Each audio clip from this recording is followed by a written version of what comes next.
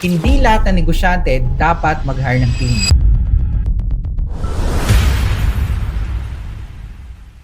Alam ko, medyo controversial to. Pero sa totoo lang, hindi lahat ng negosyante dapat mag-hire ng team. Sa social media kasi, parang ito ang sukatan ng success. Kapag may team ka na, kapag marami ka ng staff, kapag may office ka na, parang mas successful ka na. Pero hindi palaging ganon. Dahil ang team ay hindi magic solution. Sa katunayan, kapag mali ang timing, ang team ay maaring maging dagdag gastos, dagdag stress, at dagdag problema. Kasi isipin mo to, kung wala ka pang malinaw na proseso, paano susunod ang team? Kung wala ka pang system, paano magiging efficient ang operations? Kung ikaw mismo ay hindi pa klaro sa roles at expectations, paano magiging productive ang mga tao mo? Ang totoo, maraming negosyante ang hindi kulang sa tao, kulang sila sa sistema. At kapag nag-hire ka ng walang malinaw na process, hindi mo na-solve ang problema. Naipasa mo lang ito sa ibang tao.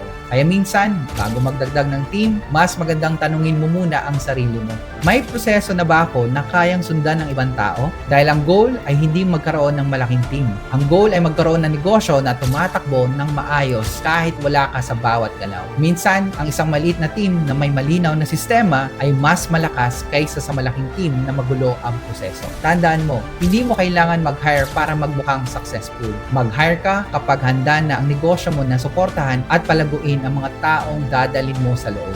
Dahil ang tamang team sa tamang panahon at may tamang sistema, yan ang tunay na nagpapalago ng negosyo. This is Ken Baisa. I have businesses build predictable growth systems using ads, automation, and conversion strategies. Like this video and follow for more content like this.